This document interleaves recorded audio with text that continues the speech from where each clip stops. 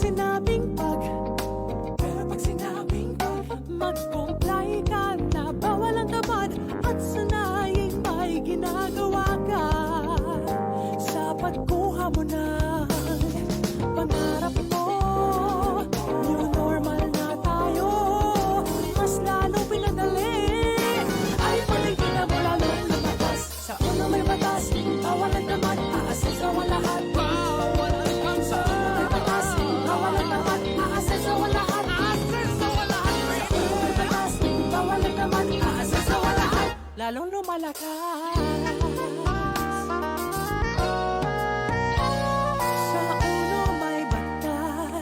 Dapat positive, bawal negative. Pero pag sinabing mag-comply ka na, bawal ang tamad at sanaying may ginagawa ka sa pagkuha mo ng pangarap mo. New normal na tayo, mas lalong pinadali. Ay paligid mo lalong lumakas, sa ulo may batas, bawal ang tamad, aasenso ang lahat. Bawal ang tamad, sa ulo may batas, bawal ang tamad, aasenso ang lahat.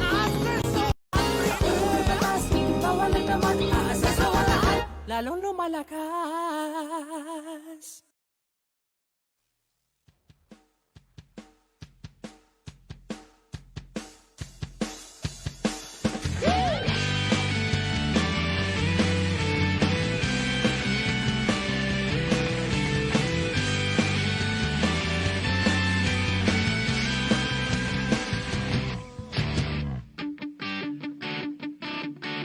Sa pagsikat ng araw, isa na namang magandang umaga. Magbihis at umayos na, magmadali ka na, tumataw na.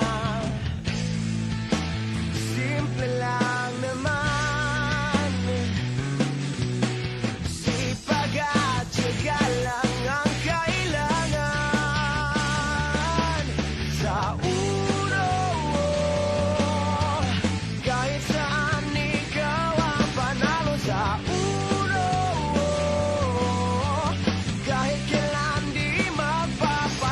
sa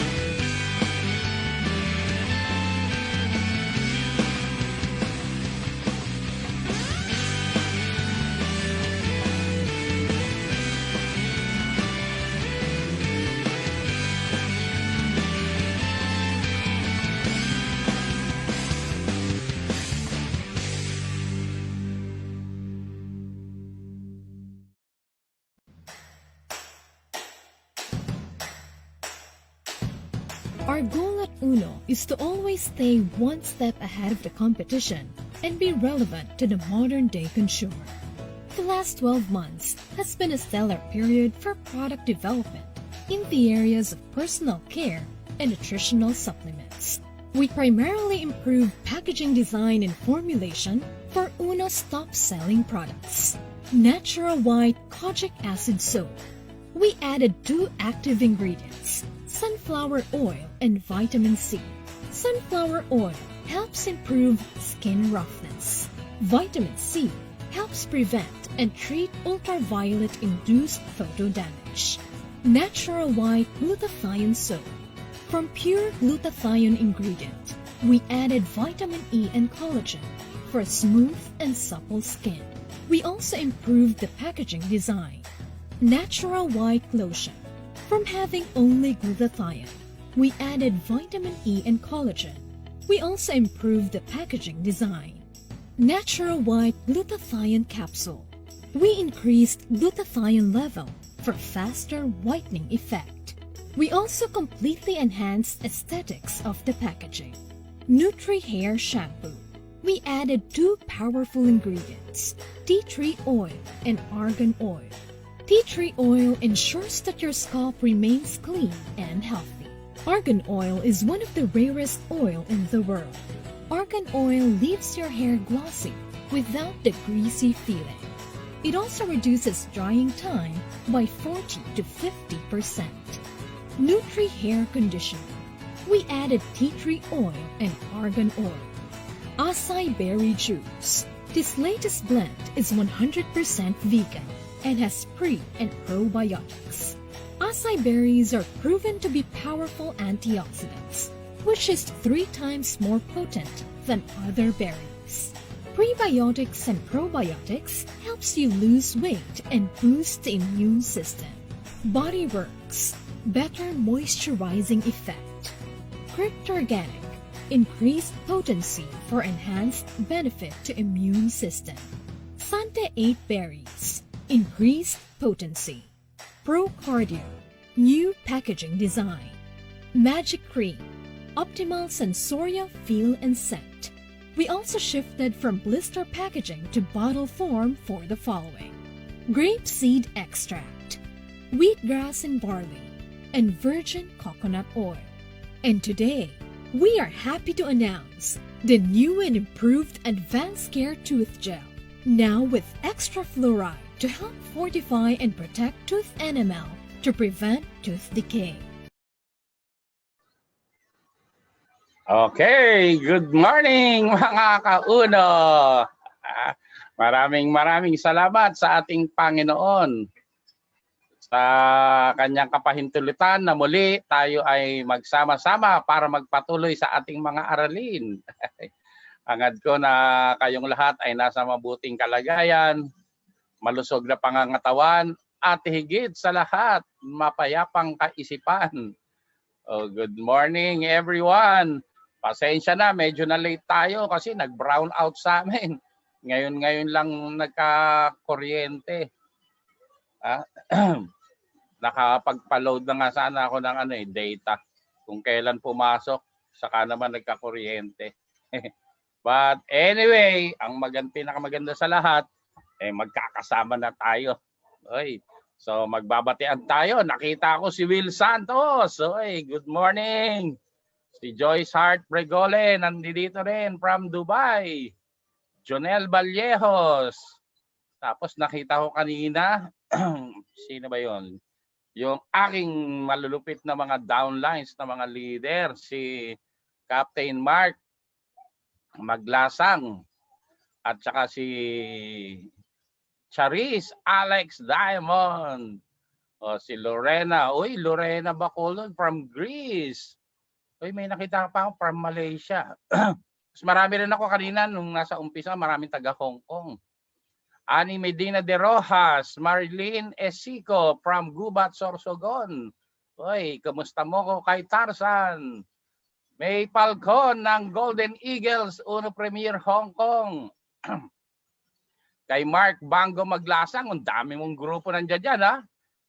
Hataw tayo. Audrey Dagan.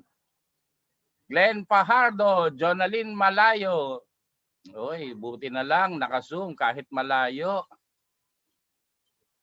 Oh, tapos Amy Belalo, Cristel Salonga, Lovely Bell from Culyon, Palawan. Seplin Hicks from Australia. Ay Isa Santos, oy si Kapitan James. Mijen Benito, Greg Rosete Flores, Yvonne Del Sablas,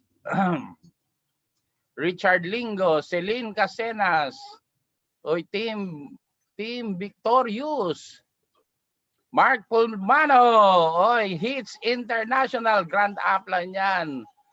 Maylene Rico Enriquez, Landayaw Rosie, Marlene Oriondo, Edgar Bersilia from Dasma Cavite, Miles Bertulfo, Megan Mia, Linda Maso, Chito Verango ng Dubai, May Falcon ng Hong Kong, sa grupo ng Christmas.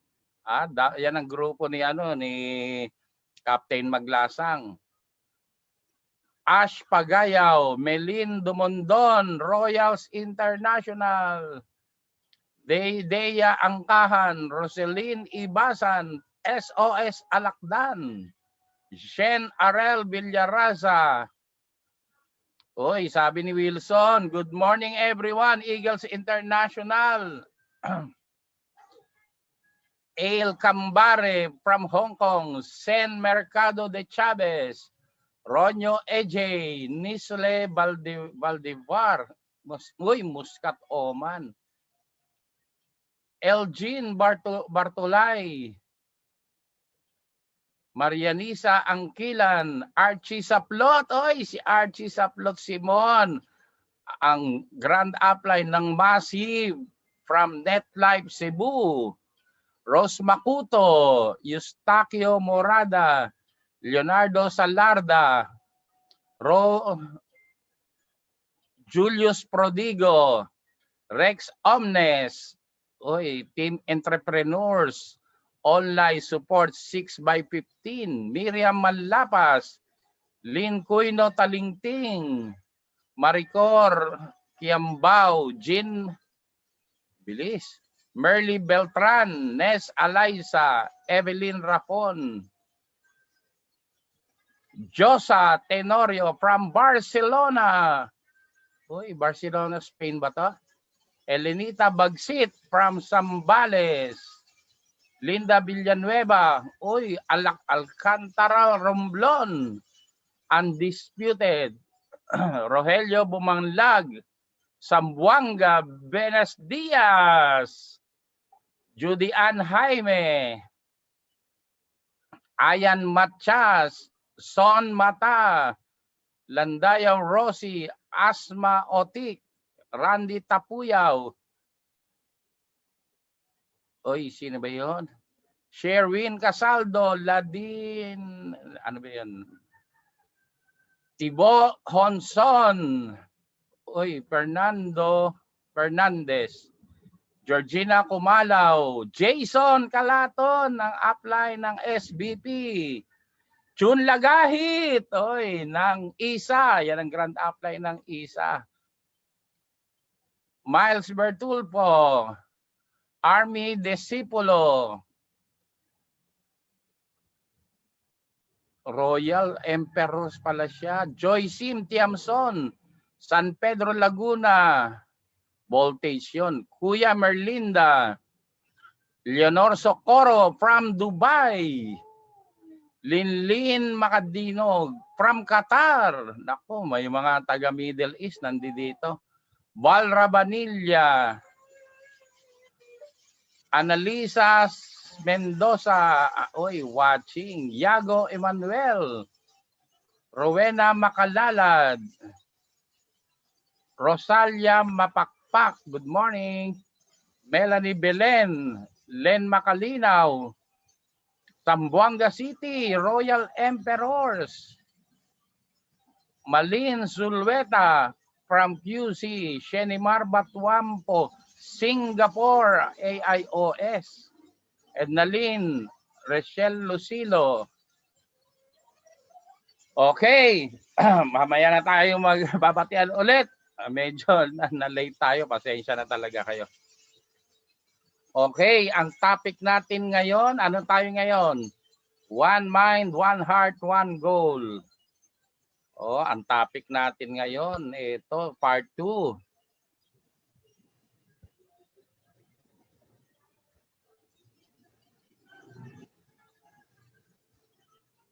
Yan, starting to build your network. Ito na, kaya palagi kong ine-emphasize sa inyo. Gusto mong kumita, build your network. Parang gobyerno lang. Build. Marami ang gobyerno, maraming infrastructure projects. So bakit kinakailangan maraming infra? Para mabilis ang economic activities. Yung mobility ng mga tao, mobility ng goods and services. Kaya kailangan marami talagang mga infra. Kaya nga in a developing country or talagang yung talagang umuunlad na, ang isa sa mga signs ng development ay yung pagbibuild ng mga infrastructures, lalo na ng mga tulay, kalsada. Tahimik lang kasi yung ating gobyerno, hindi naman ipinamamalita. Pero the truth of the matter is maraming nangyayari, maraming nagaganap. Talagang in the near future, talagang yung economic activities, yung ating ekonomiya, for sure, talaga mag-i-improve. Kasi parang commercial ng ng globe. Pag maraming kalsada, maraming infrastructure, connecting people, yan ang pinaka-importante sa lahat. Kasi sabi nga sa globe, connecting people sa pamamagitan ng network. By cable ang connection, long distance. Pero yung mga infra katulad ng mga kalsada, talagang connecting people physically. Ganon din sa pagne-network natin. Kinakailangan, if we want to build huge income, long-term income, kailangan you really have to build organization. Kasi that is what network marketing is all about. Ang pinag-uusapan natin ngayon ay malaking kitaan, at ang susi sa pagkita ng malaki is to build your network. Kailangan, if you want yung nakita nyo naman yung potential income natin by the millions. So hindi yan kikitain by a singular effort, yung ikaw lang. Kaya nga by definition, ang network marketing is leveraging. Magpaparami ka ng tao. So, di ba? Ang sabi nga sa law of leverage, multiplying your time through other people. Ibig sabihin, mas marami kang mga tao, mas malaki ang organization mo, yung oras mo napaparami mo rin. At yan yung kaibahan ng mayaman sa mahirap. Kasi kung halimbawa, nagre-rely ka lang sa sarili mong efforts, yung 10 hours work efforts mo, can produce only so much results. Unlike kung 100 people under your organization working the same number of hours, 10 hours. So, ibig sabihin, 10 times 100, ilan ba yan? 10,000 hours? At 10,000 hours, imagine mo, 10,000 oras, tapos yung mga tao mo, 100 na nag-i-invite, 100 na nagbibenta, 100 yung nagtitraining, ay talagang resultang malaki ang pinag-uusapan. Kaya dun sa mga nag-i-start, wag sasama ang loob mo, wag kang magkakaroon ng misconception kung bakit kinukulit ka nung upline mo na mag-invite. Parang minsan nakakakulele na ng tenga na palagi na lang makikita kayo ng upline mo, o wala ka na namang invite, o wala ka na namang pay-in. Kung bakit ka kinukulit na kinakailangan mag-invite at magpa-pay-in ka. Kasi yan ang susi para kitain mo yung nakita mo sa marketing plan.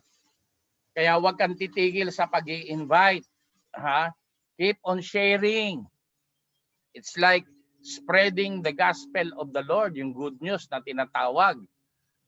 Kaya kinakailangan, if we want to help na talagang yung maging maayos ang buhay ng mga tao sa mundo, kailangan they should be guided with the right values, the right manners, the right attitude. Nang sa gayon, talagang ang mga tao lalong nagmamahalan at nagkakaisa. So ngayon, paano mo i-build ang network mo? Kasi yan ang pinaka-importante sa lahat. Huwag kayong magre-rely sa mga established network nyo. Kasi for sure, kung magkano man ang kinikita mo sa ngayon, yan ay resulta ng production ng mga existing lines mo. Kung hindi ka kontento sa existing income mo, ibig sabihin kahit tigain mo yung existing lines mo, ang production capacity niyan hanggang dyan lang.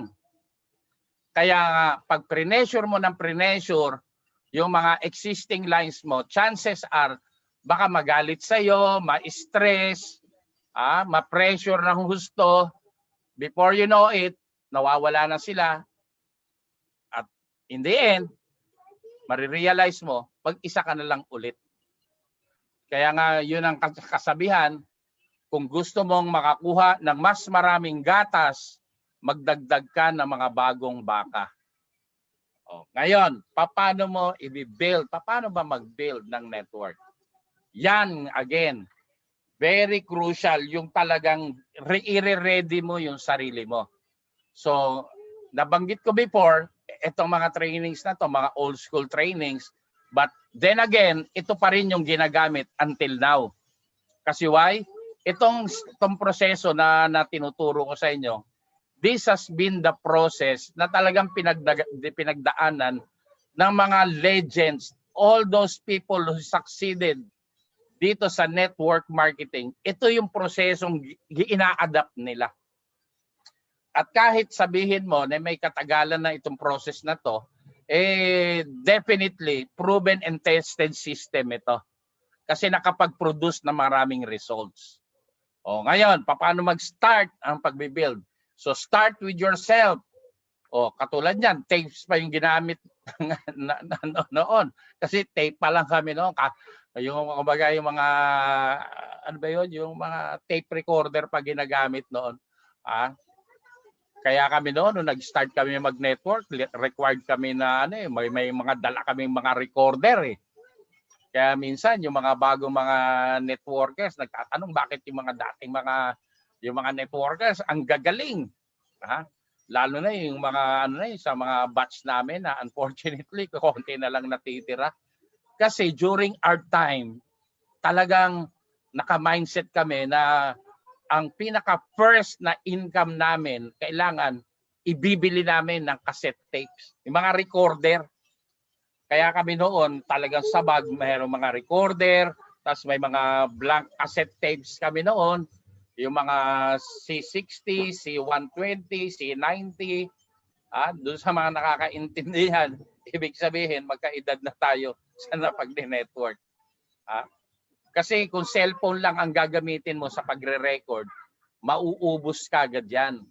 Kasi bakit kami noon required na mga karoon ng recorder?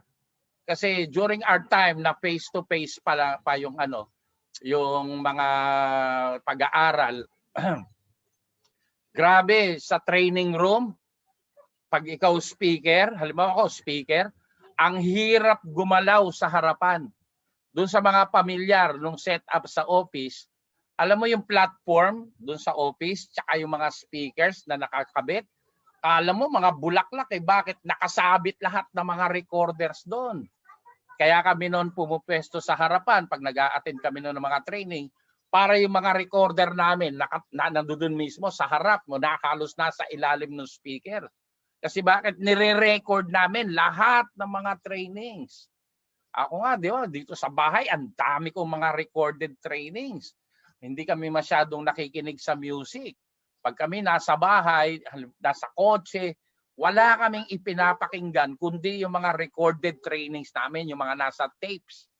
Kaya nga madali mag-network noon kasi yung pag meron kaming mga bago, padadalhan lang namin ng mga trainings. Tapos doon na sila nag-aaral, tapos pinapa-attend namin sa office, binibigyan namin ng kopya ng mga trainings. So, mabilis talaga yung duplications.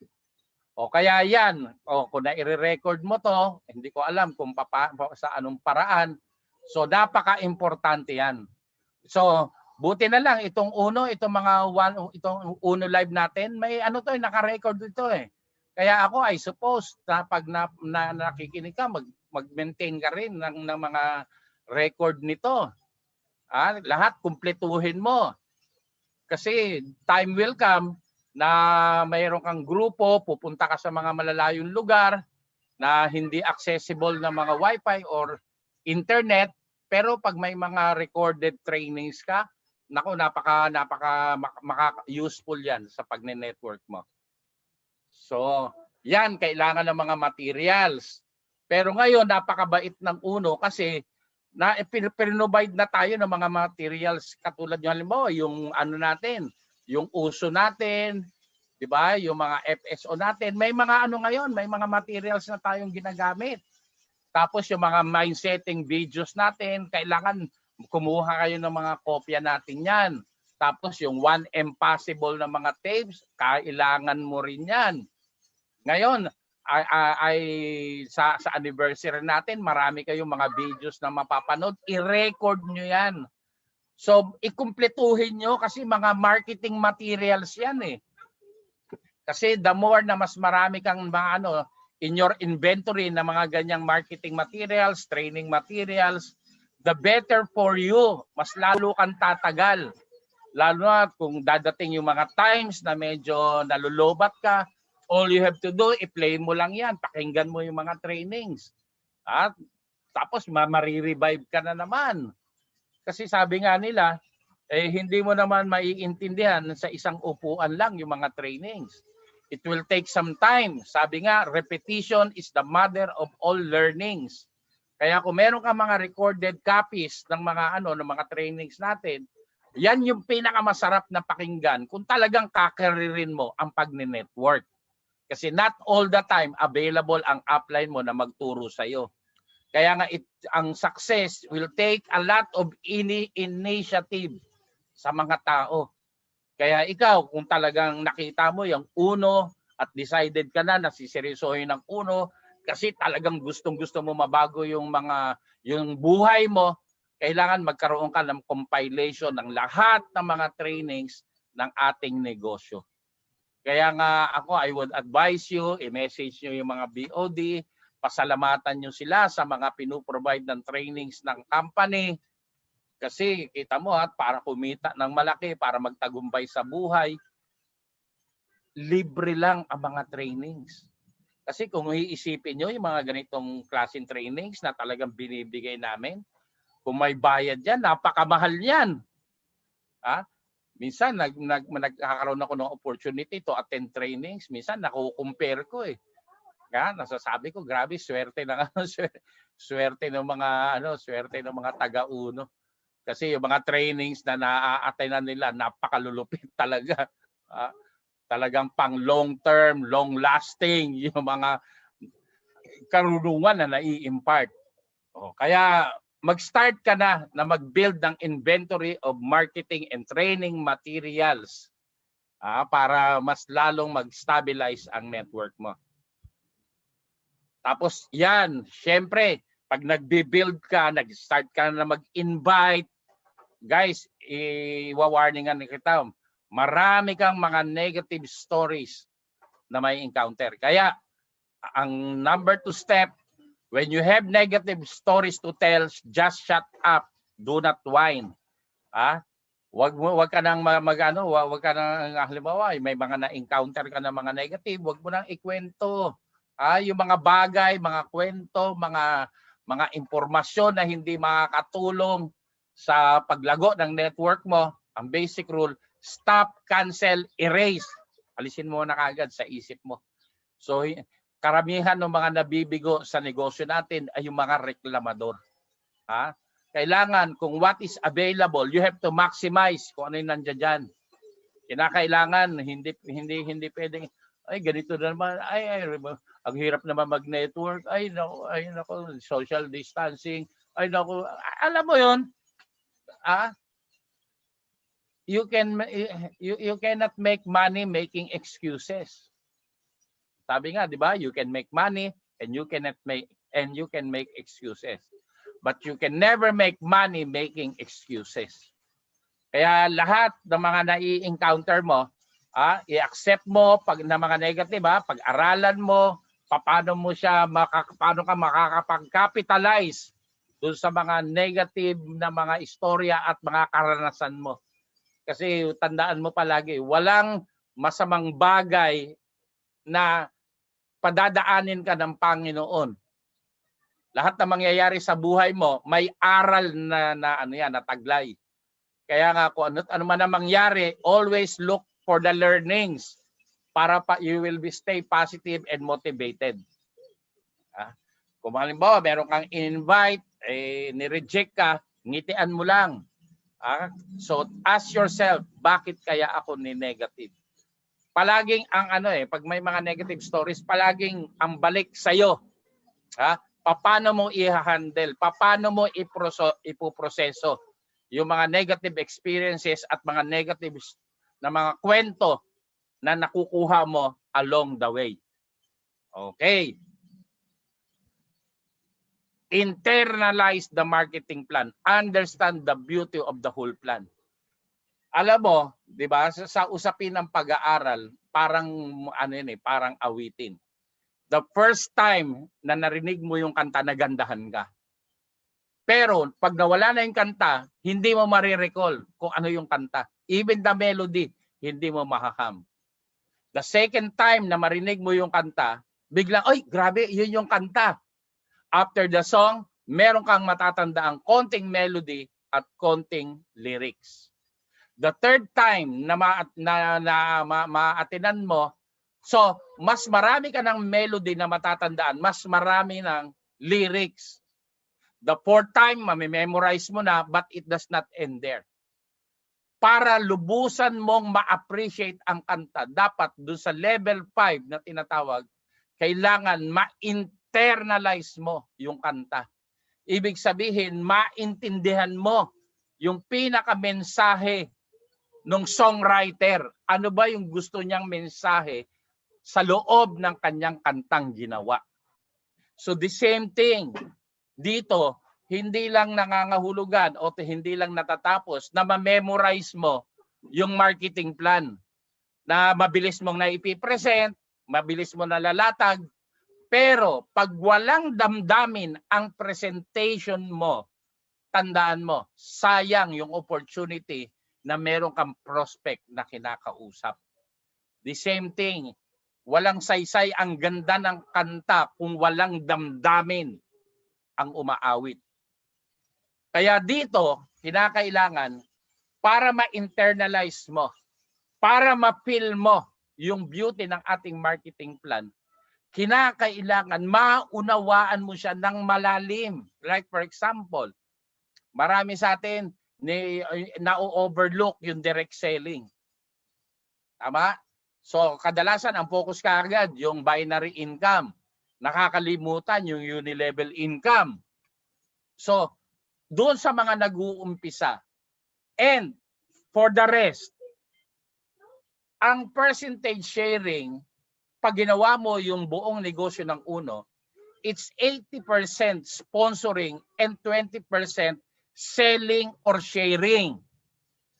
Majority sa atin na-focus tayo doon sa 80% sponsoring. Hindi naman siya masama.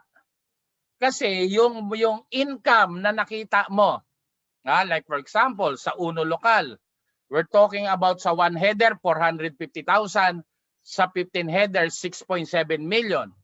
Sa Uno Premier, sa 1 account, we're talking about more than 800,000 at 13 million sa 15 accounts. So, ibig sabihin, yung income na binabanggit ko, binary income pa lang yan. Over and above that binary income, may tinatawag pa na unilevel income na napakalaki rin ng potensyal. Kaya pag pinaliwanag mo yung negosyo, kinakailangan feel mo yung pag-i-explain. Kasi majority na masisharean mo ng negosyo natin, for sure, nangangailangan yan ng pera. Lalo na sa panahon ngayon ng pandemya, na marami ngayon talagang financially hard up, financially problematic. Maraming nawalan ng trabaho, maraming kumpanya ang nagsara, tapos ang mga bilihin patuloy na tumataas. 'Di ba? Katulad ng baboy, ang mahal na presyo. Almost 400 pesos kapresyo na ng kapresyo na ng karneng baka, pati mga isda, ganun na rin. Yung mga dating mga isda na nasa lang, hindi pinapansin, ngayon nasa 200 plus, 300 plus na rin. 'Di ba? Yung mga galunggong, 'di ba? Dati noon, 'di ba? Katuwaan pa nga 'yun yung isdang bisugo. 'Di ba? Minsan itong taong 'to mukhang bisugo. Ginagawa pang tuksuhan. Bakit? Yun yung mga isda na minamaliit dati. Pero ngayon, grabe. Yung bisugo, lalo na yung mga primera klase, almost 400 per kilo. Lalo na yung mga sariwang-sariwa. Oh. Kaya, pag sinabing internalize, talagang feel 100% yung belief mo sa marketing plan, dapat pag present mo with gusto, talagang ramdam nung nakikinig sa'yo na yung pinaliliwanag mo, solusyon nito. Kasi again, marami ang problema pinansyal. Yung ways to earn, 'di ba? Sa Tagalog niyan, mga paraan para kumita. Kaya pag pinaliwanag mo, pare, alam mo, kung problemado ka sa income, eto, pag sumali ka, nag-join ka sa UNO, maraming paraan para kumita ka. Halimbawa, ang direct selling. Malaki ang income potential ng direct selling. Like for example, sa Ultimacy, ibibilin mo yan ng 525, ang selling yan, 750. So, 225 ang tubo. Diyan, kada isa, pare. O halimbawa, sa loob ng isang linggo, makasampu ka, 2,250. Grabe, pare, makakatawid ka na ng isang linggo pag yan ang kinikita mo. Kung ang iniisip mo, pangkain. Pambayad ng kuryente, pwedeng source yan. Alam mo yon? Kaya kinakailangan, minsan medyo i-realign natin yung mindset natin . Kasi marami akong naririnig na dito, pwede ka namang hindi magbenta. Pwede, dito, optional lang ang pagbibenta. Kaya yung presentation ng marketing plan, umpisa pa lang, mali . Dinidiscourage, marami naririnig ko, dinidiscourage na kagad yung mga tao na wag magbenta . Kaya ako, pag nag-present kayo ng marketing plan, ang i-highlight nyo yung beauty ng bawat way to earn. Kasi hindi yan i-include sa marketing plan kung walang sense yan, walang value.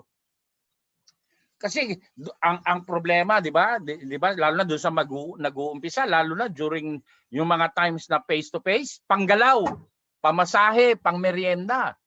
Ang direct selling, isa yan sa pinakamagandang paraan para pagkunan mo ng panggalaw mo. Lalo na yung mga nag-resign sa trabaho. O kung ang iniwan mong income ay nasa 500 kada araw, which is the minimum wage earner, pag nagbibenta ka lang ng produkto, kaya mong di ba yung minimum income, you will be spending at least 10 hours a day to generate yung minimum income na yan. Kung marunong ka sa marketing plan, marunong ka sa direct selling, sa Glutacaps, magkano ba kita doon? 1.5? Imagine mo, 1.5 kada araw makabenta ka ng isang bottle ng Glutacaps. O, ang laki ng rate mo, 1,500 per day ka, talo mo pa yung nagtatrabaho ng 10 oras kada araw na minimum wage earner. O, i-multiply mo by the number of days. Araw-araw, kukutahan mo yung sarili mo, isa lang ng isa. O, 1,500, 15 by 30, o 45,000 a month. Para ka ng yung junior executive or middle management level na. Nasa executive level na pag nasa corporate company ka. It will not take you or to 10 hours para makapag-push ng isang produkto, kung didianan mo rin yung direct selling. O yung iba, nahihiya mag-invite. O natatakot mag-invite. So bakit ka matatakot? Ang gagawin mo lang, sa dami ng nangangailangan ngayon, ikukwento mo lang ang uno. It's like sharing the gospel of the Lord. Anong nakakahiya nun? Makakatulong sa tao. Anong nakakahiya sa pag-share ng uno? Kasi opportunity ito na pwedeng ikabago ng buhay ng mga pag-sharean mo. Of course. Lahat ng mga nagbebenta na mai-encounter, alam mo ikaw, nagbebenta ka, hindi naman lahat ng mga nabebentahan mo, bibili. Hindi lahat ng mga gabi-gabi, di ba, yung mga magbabalot, sigaw ng sigaw yan, balot. Hindi na lahat ng nakarinig nung sigaw ng magbabalot, bumili ng balot. Pero walang magbabalot na naglupasay dahil walang bumili. Ang ginagawa niya, tuloy-tuloy lang yan sa pagsigaw, tuloy-tuloy lang. Bago matapos ang gabi, ubos na yung kanyang tinitindang balot. Araw, kinabukasan, sisigaw na naman siya ng balot. Kasi bakit? Alam niya, tanggap niya na sa negosyo niya, may bibili at merong hindi bibili. Pero ang point is, hindi siya tumitigil sa pagbibenta ng balot. The same thing sa pag-uuno. Napakabuti nung ginagawa natin. We're here to change lives. We are here to give hope to the hopeless. At yung marketing plan natin, yun ang solusyon sa mga taong nawawalan na ng pag-asa. Siyempre, lahat ng bagay na maganda, pag shinare mo, punong-puno ng damdamin yan. Yan yung kahulugan ng internalizing the marketing plan. Tama? Kaya ka gagamit, kaya ka magbibenta, kasi alam mo yung produkto natin makakatulong sa mga tao. Kaya ka nag-i-invite ng mga tao kasi alam mo pag sineryoso nila ang negosyo natin, mababago ang kanilang mga buhay. Ano ang nakakatakot? Anong nakakahiya na gawin yan? Yun ang ibig kong sabihin. Yun yung ibig sabihin ng internalizing the marketing plan. Sobrang ganda. Kaya kinakailangan pag nagpapaliwanag ka, galing sa puso yung pagpapaliwanag. Napakadali namang i-memorize, di ba? Kasi kadalasan ang binabagsak natin 4 ways to earn. Kasi lang naman banggitin yung direct selling, direct referral, matching bonus, tsaka unilevel income, plus inheritance income. Pero katulad ng isang awitin, kahit anong ganda ng melody, kahit anong ganda ng mensahe, anong ganda ng lyrics, pag walang buhay ang umaawit, walang makaka-appreciate ng kanta. Ganon din sa ating marketing plan. Kaya kinakailangan pag naglatag ka, nagpresent ka, talagang ang ino-offer mo solusyon sa problema ng mga taong nakikinig. Kaya pag galing sa puso mo, tatagos ang intention mo, yung pinapaliwanag mo, tumagos sa puso at damdamin ng kausap mo. You have to go through doon sa persona ng taong kausap mo. Hindi yung naglatag ka for the sake na matapos lang yung marketing plan. Ang goal mo, ipaintindi sa kanya yung kahalagahan ng ino-offer natin. You have to create the need for him. Kinakailangan makita niya na yung sinasabi mo solusyon sa problema niya. At ma-materialize lang yan pag yung paliwanag mo na internalize mo or ramdam na ramdam mo. Ganun mo dapat gagawin ang presentation ng marketing plan. Yan yung kahulugan ng internalizing the marketing plan and understanding the beauty of the whole plan. So gumawa ka, make a clear file and have set the materials necessary for us to bring people to meetings. Itong kahulugan ng clear file na to, ito yung mga hard copy ng mga materials natin. Kailangan meron kang picture kasi not all the time yung cellphone mo may kumbaga fully charged. Not all the time na bit-bit mo yung laptop mo. May mga pagkakataon baka mag-malfunction yung gadgets mo. Kaya importante rin that aside from the soft copy ng mga marketing materials and training materials mo, meron ka ring hard copy. Yun yung kahalagahan ng clear file. Kasi during our time, pag networker ka, meron kaming clear, ano ba yan? Ano bang tawag nun? Clear file, parang clear folder. Parang folder yon na may mga plastic sa gitna. Tapos yung mga marketing materials namin, na mga pictures, sinisiksik yon. Kaya pag may presentation kami, pinapakita yung mga pictures na yon. Ngayon, high-tech na. Nasa cellphone na, nasa laptop na yung mga materials. Kaya ang hawak mo lang soft copy. Pero ako, I would advise you, magkaroon din kayo ng hard copy.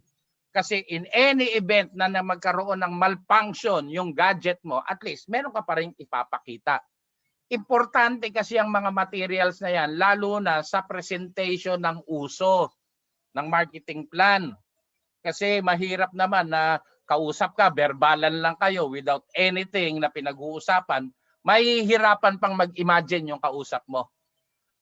Unlike kung meron ka mga pictures na pinapakuusap, it's much easier to convince people. Bakit? Merong visual proof nung sinasabi mo. Kaya again, napaka-importante niyan na sa cellphone mo, kargado yan. Ano yung mga nakalagay dapat dyan na may mga soft copies ka?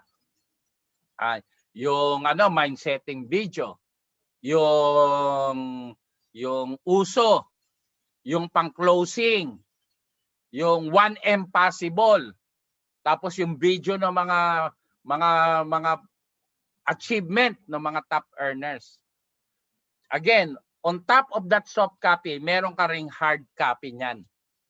Para syempre, sa lahat ng mga presentations mo, you really need to have with you all the time yung mga training materials na or marketing materials. Naalala ko during our time talagang makikilala mo talaga yung mga networkers Bakit ang lalaki ng bag namin Talaga mga nakasukbit Talaga nandiyan dyan lahat. Pag alis ng bahay, nandiyan dyan na sa bag. Nandiyan dyan yung mga yung clear file, may mga product sa loob, yung mga pandemo. Talagang bit-bit mo yung gamit mo sa pagninegosyo buti nga ngayon kahit papano space saver na yung bagong networking ngayon kasi nasa laptop, nasa cellphone na lang. But then again, I would advise you magkaroon kayo ng hard copy ng lahat ng mga materials nyo. Ngayon, syempre, nag-i-invite ka na. Kinakailangan ikaw mismo, kung gusto mong ma-experience how it is to build a network, ito yung gawin mo. Do one-on-one uso. Kailangan ikaw mismo ang nagpipresent. Pero pag naglatag ka, nagpresent ka, wag ka agad na papakita mo yung marketing plan. Kaya nga ito yung susunod na statement, mahalaga yan. Understand their needs, look at their responses. Ito very much applicable ito sa mga face-to-face presentation. Pero pwede mo ring pwede ma-adapt yan sa mga digital or virtual presentation mo. Huwag ka kagad, sabi nga, ang rule sa amin noon, nung face-to-face presentation, huwag kang bubunot ng ballpen at papel hanggat yung kausap mo hindi nagtatanong ng paano ba yan. Kaya nga napaka-importante ng mga marketing materials, yung mga 1M possible, yung mga results. Kasi yun ang pang-open mind mo Kasi may system yung presentation, hindi bara-bara. Kinakailangan i-open mind mo sila, buti na lang may open mind video. Tapos yung income potential, meron tayo, which is the 1M possible. Yung pag nagtanong paano ba yan, meron tayong material pang-uso for lokal at Uno Premier. Yan yung sequence ng presentation mo. Ngayon, bakit kinakailangan ma-experience mo yung one-on-one? Para, alam mo, ako sa tagal ko sa pagne-network, ang most memorable moment ko nung ako'y nagne-network, nung nakapagpa-pay-in ako, the very first time na ako mismo ang nag-present. Grabe, very fulfilling. Kaya nga, yung sa totoo lang, na yung unang pay-in mo na ikaw ang naglatag, yung talaga nag-effort ka kasi For sure, marami sa inyo nakapagpa-pay in na hindi naman nag-marketing plan. Kasi very close, yung, alam mo yun, very close sa'yo, yung kumbaga napilitan na lang sumali or may kakayanang sumali, may utang na loob sa'yo yung napasali mo. Pero ang most fulfilling moment, yung naglatag ka na nakinig yung prospect mo at pagkatapos ng presentation mo, nag-pay in, naku, yun ang most memorable moment.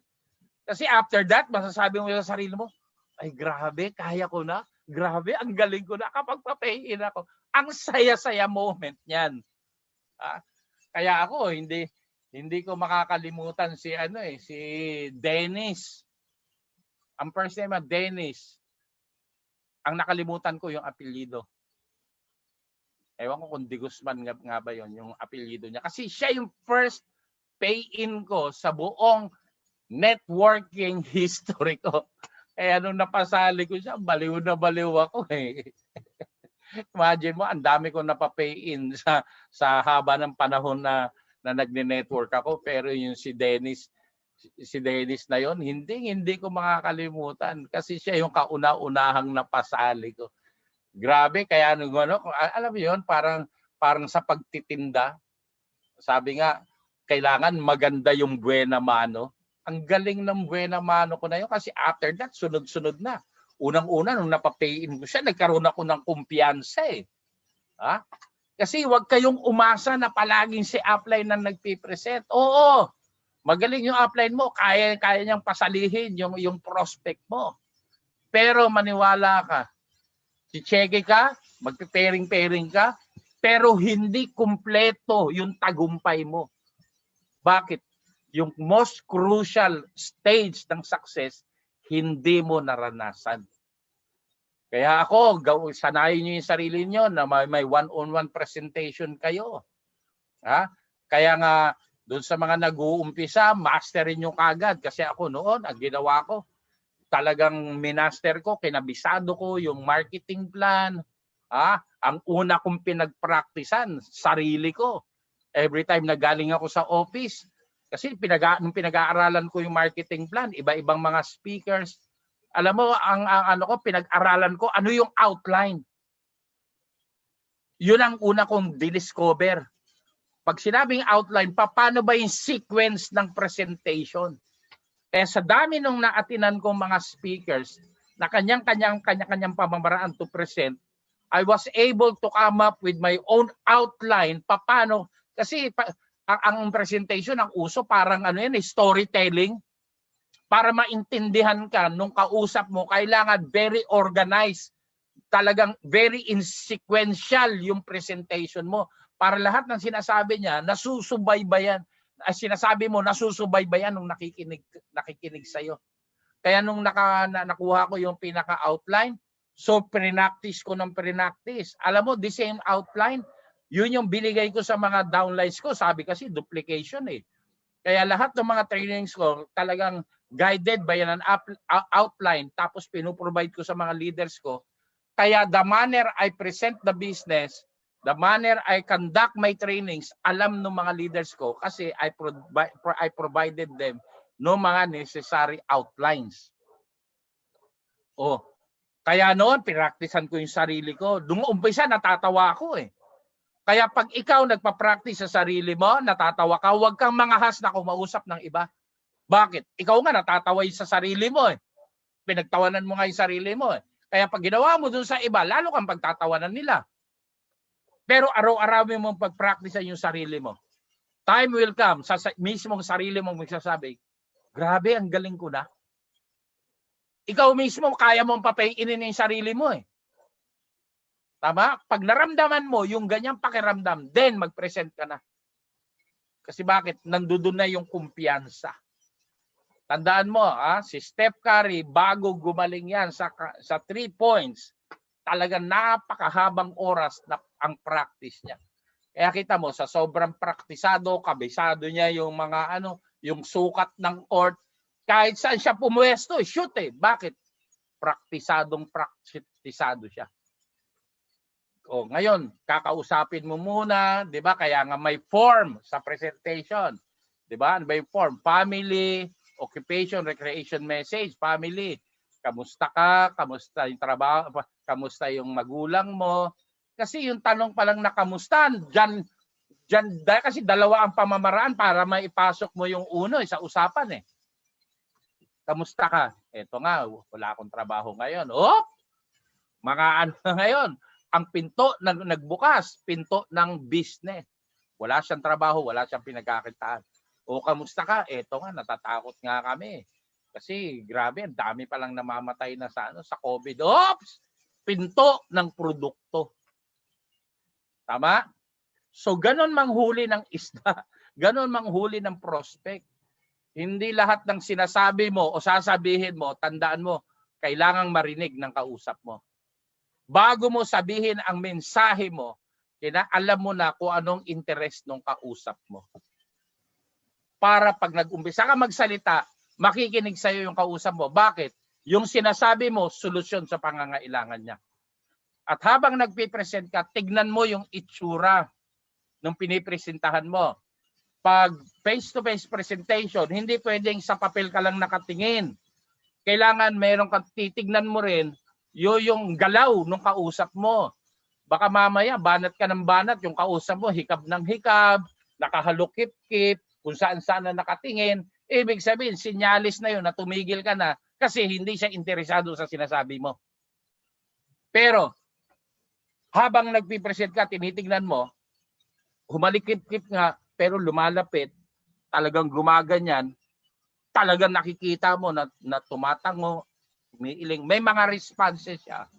Ibig sabihin, interesado yun.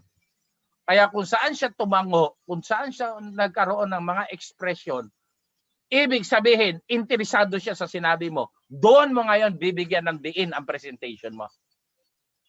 Hindi naman kinakailangan tapusin mo yung buong uso eh. Kaya mo pinipresent kasi hinahanap mo saan siya makaka-relate. Paano ka makakapasok. Tama? Kinakailangan mahuli mo muna siya. Ano ba yung interest niya? Ano ba yung gusto niyang pakinggan sa'yo? Kaya nga sa presentation, 'di ba? Napaka-importante ng first 5 minutes. Kasi 'yun yung tinatawag setting the tone or mind setting na tinatawag. Kasi crucial 'yon. Tandaan mo, doon mo pa lang ipapasok yung uno pag nakasilip ka na ng butas. Kasi parang doktor, walang doktor, nakauupo pa lang ng pasyente, niresitahan kaagad ng gamot. Ang ginagawa ng doktor, kinakausap yung pasyente. Tinitrace yung history ng sakit niya. Saan ang galing yung sakit? Ano yung cause ng sakit? Para at least magkaroon siya ng general idea kung ano yung gamot. Kasi ang gamot yun yung solusyon dun sa problema ng pasyente. Napakarami niyang alam na gamot. Pero hindi naman agad siya magre-reseta hanggat hindi niya alam kung ano yung kailangan ng pasyente. The same thing sa pagpipresent ng uso. Siyempre, kinakailangan alam mo muna kung ano yung gustong marinig ng taong kausap mo. Tama? Kaya pag ano yan, nagsalita na yan, hiyang-hiya na kasi ako sa pamilya ko eh. Tagal ko nang umaasa. Ako nangangarap na dadating ang araw, ako magiging solusyon sa problema ng mga magulang ko. So ibig sabihin, yan nangangarap na magiging major role player siya sa family nila. So para maging major role player in a family, kailangan kumikita ng malaki. Ibig sabihin, nagbukas na yung pinto ng opportunity para ipasok mo na yung uno. Kaya ito, sabi nga, ang pagne-network, it's both a science and an art. Ano ba yung art? Expression of feeling. Science, ito yung method.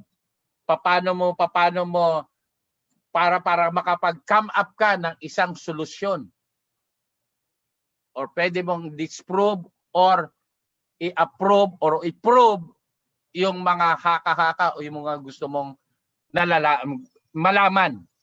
Kaya mga tinatawag na scientific research, scientific investigation, and all of that. Kasi you want to prove something. Pag ginawa mo ang pag-uuso, kailangan may puso, may damdamin, which is art. Kailangan organize ang presentation, kaya you need science. Kaya sabi ko sa inyo, ang networking, malawak siya, malawak na field of undertaking. Again, it is both a science and an art. Kaya nalulungkot ako doon sa maraming mga tao na they look upon networking na mababa ang tingin nila, kumbaga they have very low regard sa ginagawa natin. Alam mo, naaawa ako doon sa mga tao nila.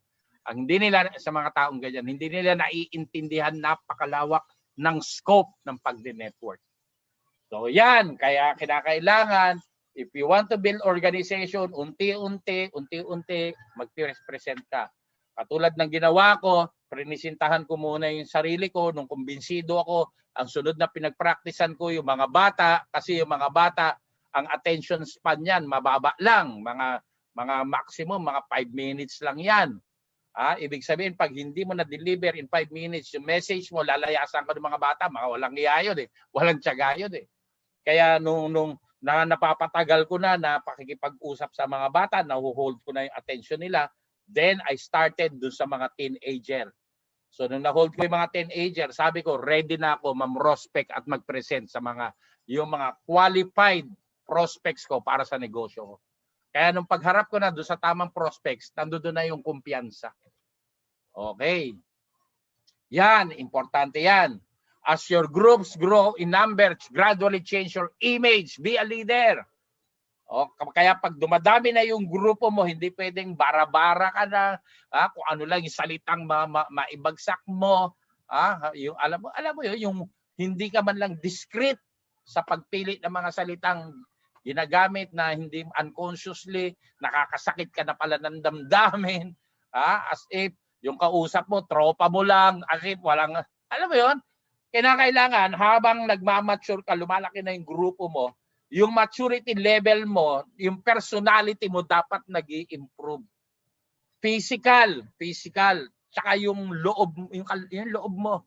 Kailangan may tikas ka na, tapos pag nagbitaw ka, very professional na yung bitaw mo. Tapos alam mo makibagay kung sino yung mga prospects mo. Kasi hindi pwedeng yung gagamit ka, bawat prospect kasi, bawat profile, may mga lingwahe yan eh. Like for example, ibang lingwahe ng mga bata. Kasi pag ginamit mo yung lingwahe ng mga bata sa mga talagang matured people, mga professional matured people, nako, baka mamaya, ano ka lang, tataasan ka lang ng kilay. Sino ba to? Pero pag high level ka na halimbawa, ikaw high level ka, tapos very professional yung dating mo, pati yung manner ng pananalita, very professional, baka ma-intimidate naman sa iyo yung mga walang trabaho, yung mga, alam mo yun, yung mga lowly workers. Nakuha mo, kailangan lahat ng sektor, kailangan mong makapag-adjust. Yan yung sinasabing yung flexibility. Kinakailangan may habang lumalaki grupo mo na nagbabago yung itsura mo, maayos na yung itsura mo, hindi na haggard. Yung iba kasi hindi conscious bago kang pumarap sa mga tao mo, kailangan malinis yung itsura mo, kailangan yung aura mo nagniningning, palaging dapat masaya ka. Kasi bakit? Bearer of hope ka nga eh. Paano kang paniniwalaan na ang bitbit mo pag-asa kung yung mukha mo wala namang kapag-asa? Tama? Kaya tapos yung bitaw mo, kailangan pag lumalaki na yung grupo mo, may authority yung bitaw. Hindi kinakailangan sigaw. Pero pag bikas ng bibig mo, para maiparamdam mo yung leader mo, dapat yung salita mo, magalang pero may diin. Kailangan mapa-impress mo, maipaabot mo sa mga tao mo kung sino ka sa grupo mo without necessarily imposing yourself upon them. Hindi mo pwede, sumunod ka, apply nyo ako Hindi. Kailangan ang pagiging leader, maramdaman ng mga tao mo na ikaw yung dapat at karapat-dapat nilang sundin. Kasi ang totoong mga leaders, kahit hindi nagsasalita, kahit hindi nakikita, Pag nandoon yung respeto, ang mga tao kusang sumusunod. Uy, wag niyong gawin yan. Ako, magagalit si upline. Alam mo yun, kilala ka, alam yung imahe mo. Kaya unti-unti, babaguhin mo yan. Kailangan, pag professional din yung dating mo. Pag kengkuyan, kengkuy ka rin. Pag biruan, marunong ka rin makapagbiruan. Yung iba kasi, alam mo yun, alam mo yun, yung simangot permanente sa mukha. Natatakot silang gumiti, baka mapunit ang pisngi. Kaya kailangan practicein mo na. Kailangan yung alam mo yun, pag leader ka, yung kaiga-igaya yung para ang sarap mong tingnan. Para pag hindi ka pa nagsasalita, nakikinig na sila. Ganun yung imahe ba na dapat ma-develop mo. Ngayon, pag nagkakaresulta ka na, marami nakakalimot sa ganyan. Tandaan mo, always respect and love your uplines and downlines. Maintain good relationships with your crossline. Sa dami ng mga nakilala ko, alam mo, yung mga pag nagkakaresulta, marami nakita ko nagbago mga ugali. Samantalang nag-uumpisa, yes, upline, yes, upline, yes, upline. Nung nagkakaresulta, dadaan-daanan ka na lang. Hindi na tumatawag ng upline, pangalan mo na lang. Tawagin mo nga si ganito. Oy. Tapos, upline, punta ka dito. Oy, grabe, I can afford. Maraming ganyan. Tapos, ang tingin sa mga downline, mga aliping sa gigilid. Irerespeto nyo lahat. Maniwala kayo. Kasi not all the time nandiyan ka sa taas. Sabi nga, be gracious and cordial to all the people whom you will meet when going up. Because they are the very same people whom you will meet when you go down. Tapos yung mga make friends, yung mga crosslines. Pag sinabing crosslines, yung hindi mo kagrupo. Kinakailangan marami kang kabarkada, marami kang kaibigan na crossline. Tandaan mo, mas marami ang crossline kesa sa downline. Mas marami ang crossline kesa sa upline. Kasi there is such thing sa pagne-network, yung power of crosslines. Kasi pag dadating ang point, halimbawa ikaw upline, meron kang sasabihin sa mga downlines mo. Minsan, pag binagsakan mo ng malupit, sasabihin sa'yo, grabe ka naman, kaya mo naman sinasabi yan. Kasi gusto mo lang kumita eh. Grabe yan si upline, inaalipin kami. Kaya kailangan mo yung serbisyo ng crosslines. Kasi may rules sa networking, do not and never hurt the feelings of your downlines. Kaya magiging maingat ka in terms of relationships. Kaya para masabi mo yung mga bagay na hindi mo masabi-sabi kasi nga, bawal nga. Pag marami kang crosslines, let the crosslines say what you want to say sa downlines mo. Kasi mga crosslines, walang pigil yan. Unang-una, walang hindi nila downline yan. Kaya yung pag nagbitaw ng mga trainings yan, nag-share yan, talagang yan, walang inhibitions, walang reservation yan. Hindi katulad pag nandiyan ikaw mismo nagsasalita sa downline mo, meron kang sasabihing mabigat. Madalas napipigilan mo yung sarili mo. Bakit? Ang iniisip mo baka magalit, baka magtampo or whatever. Kaya importante marami kang barkadang crosslines. At huwag kayong makalimot sa mga uplines nyo. Sabi nga ng kasabihan, ang hindi lumingon sa pinanggalingan hindi makakarating sa paroroonan. Kung very supportive sa iyo yung upline mo, irespeto mo. Pag hindi naman supportive, irespeto mo pa rin. Kasi bakit? Hindi mo makikita ang uno kung hindi dahil sa upline mo. Sa mga downlines mo, mahalin mo yan. Kasi bakit? Negosyo mo yan. Huwag mong siraan ang mga downlines mo. Huwag mong awayin ang mga downlines mo. Huwag mong alipinin yung mga downlines mo. Huwag mo silang saktan.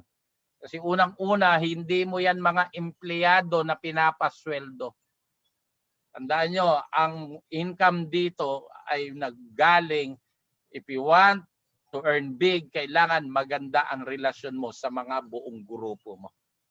O yan, napaka-importante, kaya tandaan nyo yan pag nagbe-build kayo ng network nyo. Tapos, pag medyo lumalaki na, do not prematurely break with the group from company's meetings and activities. Palagi nyo tatandaan, sa hierarchy of priorities, priority ang training, lalo na yung mga company-sponsored training.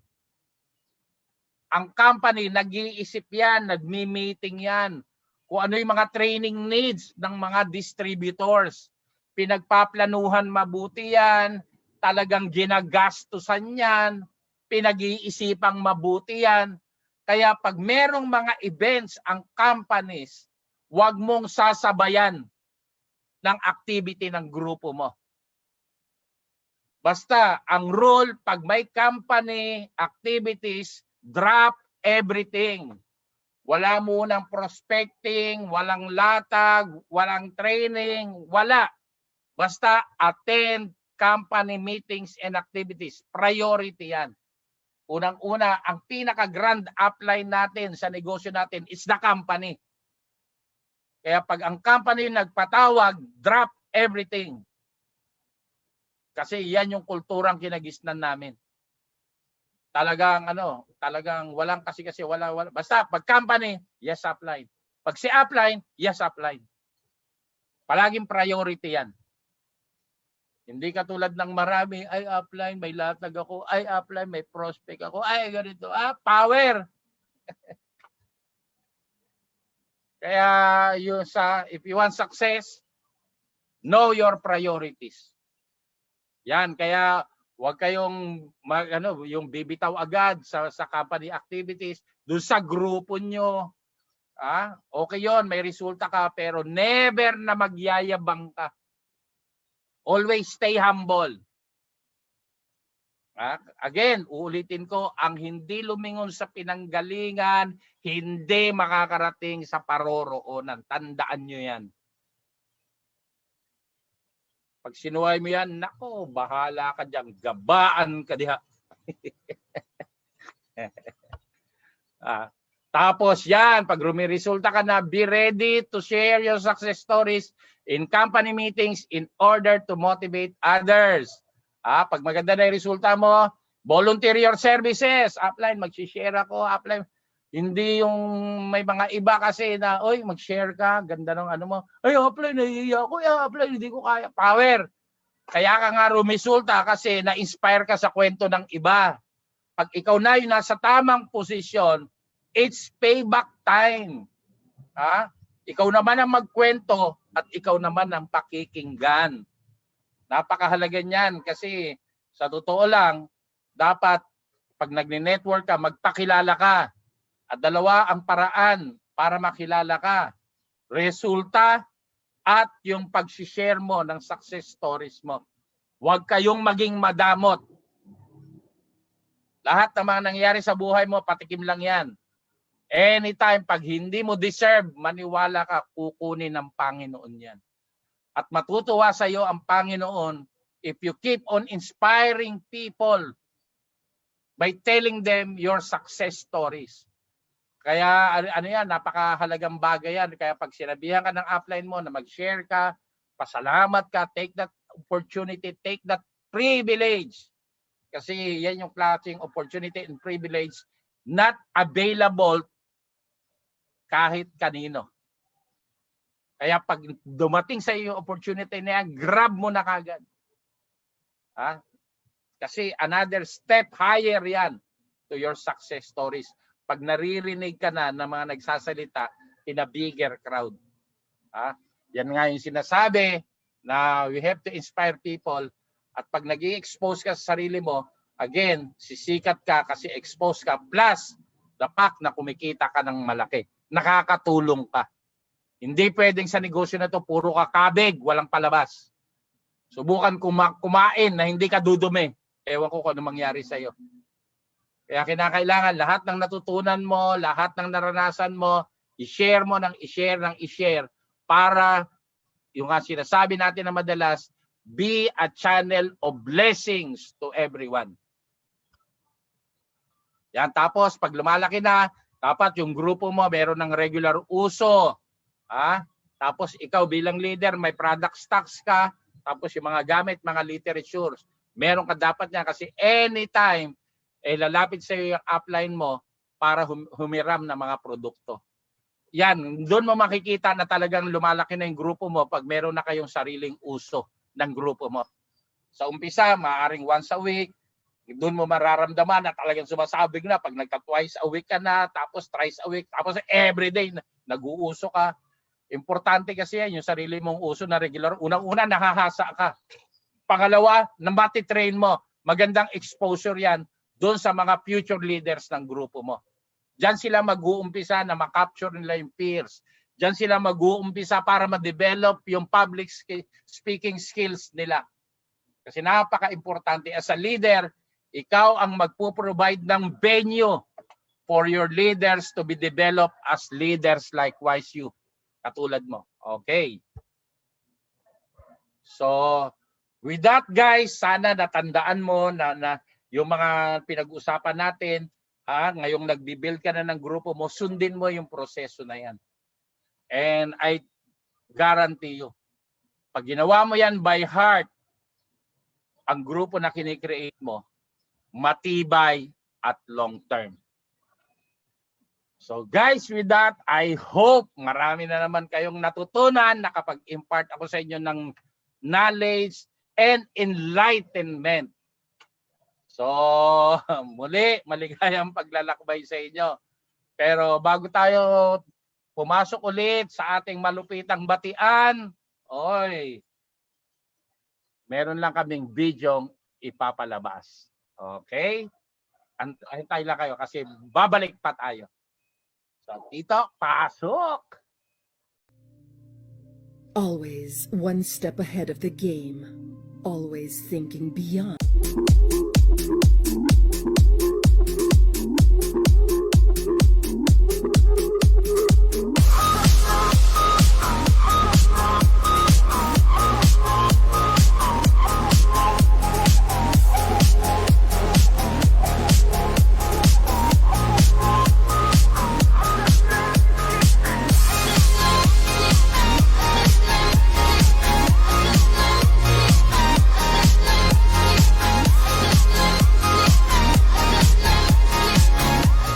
Okay, back to the ball game.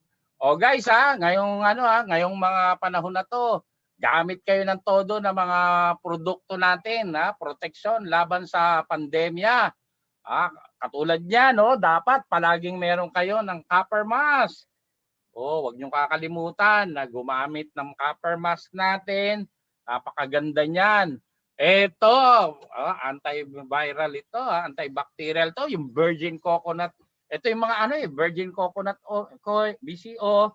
Tapos ito panlaban talaga, pampatibay talaga ng immune system.